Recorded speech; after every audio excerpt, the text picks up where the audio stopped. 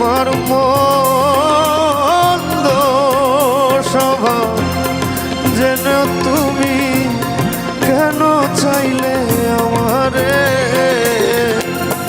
এত ভালো হয় কি মানুষ